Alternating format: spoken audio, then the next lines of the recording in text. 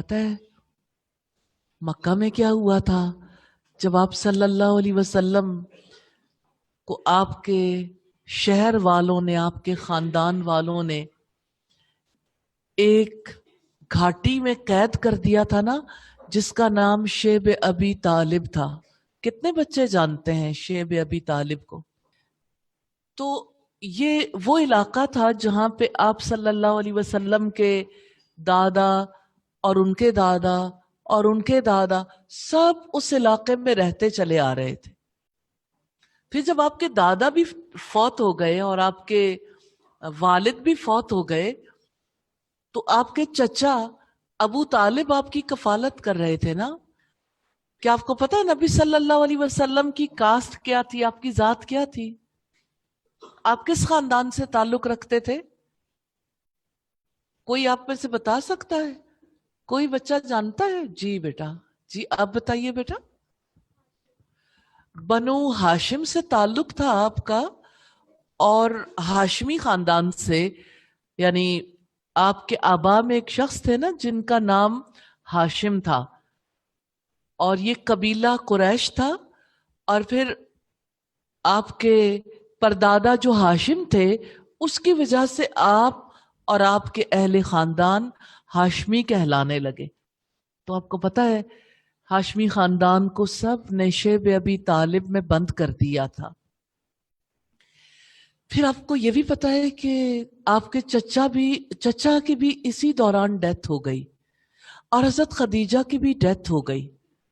جس سال میں حضرت خدیجہ کی ڈیتھ ہوئی، آپ کے چچا کی ڈیتھ ہوئی، اس سال کو غم کا سال کہا جاتا ہے۔ کیا کہتے ہیں اسے؟ عام الحزن، غم کا سال، عام الحزن، کہ اس سال میں نبی صلی اللہ علیہ وسلم کو بہت غم ملے تھے۔ پھر اللہ تعالیٰ نے آپ پر بڑی مہربانی کی، آپ کی تسلی کے لیے آپ کو ایک پیغام بھیجا۔ کیا آپ میں سے کوئی مجھے بتا سکتا ہے پیغام لے کر کون آیا ہوگا؟ آپ کے پاس کون سا فرشتہ پیغام لے کر آتا تھا؟ ہینڈ ریز کریں گے، کس کو نام آتا ہے اس فرشتے کا؟ جی بیٹا آپ بتائیے بیٹا۔ حضرت جبریل علیہ السلام۔ بالکل ٹھیک، حضرت جبریل علیہ السلام۔ تو حضرت جبریل علیہ السلام نبی صلی اللہ علیہ وسلم کے پاس آئے۔ آپ اس وقت اپنی چچا کی بیٹی، یعنی آپ کے چچا کا نام ابو طالب تھا نا، ان کی بیٹی کا نام ام ہانی تھا۔ کیا نام تھا؟ تو ام ہانی جو تھی ان کے گھر پر تھے نبی صلی اللہ علیہ وسلم، اور آپ کو آ کے میسج دیا اللہ تعالیٰ کا حضرت جبریل نے کہ آپ کو اللہ تعالیٰ کے پاس جانا ہے۔ اللہ تعالیٰ کے پاس، پتہ ہے اللہ تعالیٰ کے پاس لوگ کب جاتے ہیں؟ جب فوت ہو جاتے ہیں۔ آپ لوگوں کی فیملی میں کسی کی ڈیتھ ہوئی ہے؟ جی، کس کی ڈیتھ ہوئی بیٹا آپ کی فیملی میں؟ آپ بتا دو بیٹا۔ دادو۔ تو دادو اللہ تعالیٰ کے پاس ہے نا۔ تو اللہ تعالیٰ کے پاس کوئی تب جاتا ہے جب وہ فوت ہو جاتا ہے، لیکن نبی صلی اللہ علیہ وسلم کو اللہ تعالیٰ نے فوت ہونے سے پہلے ہی بلایا تھا۔ اس لیے نہیں بلایا تھا کہ وہ اللہ تعالیٰ کے پاس رہ جائیں، اس لیے بلایا تھا کہ وہ ملاقات کریں اور واپس چلے جائیں۔ تو آپ صلی اللہ علیہ وسلم کو حضرت جبریل علیہ السلام اللہ تعالیٰ کے گھر بیت اللہ میں لے گئے۔ آپ کو پتا ہے بیت اللہ میں کتنے لوگ نماز پڑھتے ہیں، کتنے لوگ ہیں جو وہاں پہ کبھی سجدہ کرتے ہیں، کبھی دعا کرتے ہیں، کبھی رکوع میں ہوتے ہیں، کبھی طواف کرتے ہیں۔ تو آپ کو جب حضرت جبریل علیہ السلام بیت اللہ میں لے گئے تو ایک جگہ پہ جا کے آپ کو لٹا دیا۔ جب آپ نے اللہ تعالیٰ کے پاس جانا تھا تو لٹانے کی کیا ضرورت تھی؟ کوئی بچہ بتائے گا؟ کوئی بچہ ایسا ہے جو بتا سکتا ہے کہ اللہ تعالیٰ کے پاس جانے سے پہلے حضرت جبریل نے کیوں لٹایا تھا؟ آپ کو پتا ہے ہم جب کبھی پہاڑ پر چڑھتے ہیں آپ میں سے کون کسی سب سے بڑی چوٹی پہ گیا ہے؟ پہاڑوں کا سفر کیا آپ نے؟ کتنے لوگوں نے کیا ہے؟ اچھا، آپ لوگوں میں سے کس نے مری کا پہاڑ دیکھا ہے؟ کافی بچوں نے دیکھا ہے، ماشاءاللہ. اچھا، آپ لوگوں میں سے کتنے بچے ہیں جنہوں نے راکا پوشی دیکھی ہے؟ یعنی وہاں گئے ہو، گلگت یا ہنزا؟ آپ گئے گلگت ہنزا گئے؟ اچھا، تو آپ نے دیکھا وہاں کیسے پہاڑ ہوتے ہیں؟ اونچے اونچے پہاڑ ہوتے ہیں نا. جب لوگ اوپر کا سفر کرتے ہیں نا، جب گلگت ہنزا سے آگے جائیں خنجراب کی طرف، خنجراب چائنا کی سرحد پر ہے. آپ لوگوں میں سے کون سا بچہ ہے جو کبھی خنجراب گیا ہو؟ خنجراب گئے تھے؟ اچھا، اس علاقے تک جب آپ جاتے ہیں تو سب آپ سے کہتے ہیں جانے سے پہلے اگر کسی کے ساتھ لنگس میں کوئی پرابلم ہے، کوئی ہارٹ پیشنٹ ہے، تو وہ جانے سے پہلے آکسیجن کا سلنڈر ضرور ساتھ لے لے، کیونکہ ہو سکتا ہے کہ اس کو سانس لینے میں کوئی ڈیفیکلٹی پیش آئے. کیونکہ آپ جانتے ہیں جتنا جتنا ہم اوپر جاتے ہیں نا، آکسیجن کم ہوتی جاتی ہے. تو وہ جگہ چونکہ بہت اونچی ہے، اس وجہ سے وہاں پہ آکسیجن کم ہو جاتی ہے. کون سی چوٹی اونچی ہے پاکستان میں؟ آپ لوگوں میں سے کوئی بتائے گا؟ آپ سب دنیا کی سب سے اونچا پہاڑ کون سا ہے؟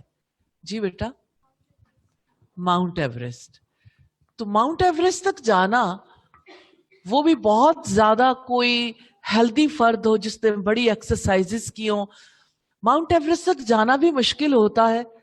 تو حضرت جبریل علیہ السلام تو نبی صلی اللہ علیہ وسلم کو لے کے ماؤنٹ ایوریسٹ سے بہت اوپر اور اوپر اور اوپر اور اوپر آسمانوں پہ لے کے جانے کے لیے آئے تھے.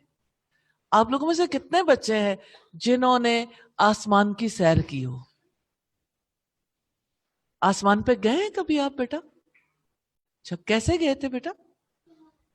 جہاز آسمانوں پہ تو نہیں جاتا، جہاز اوپر کی فضا میں جاتا ہے، آسمان تو اس سے بہت اوپر ہے. جہاز جاتا ہے فضا میں، زمین کے اندر ہی رہتا ہے نا، زمین سے بہت اوپر ہے آسمان.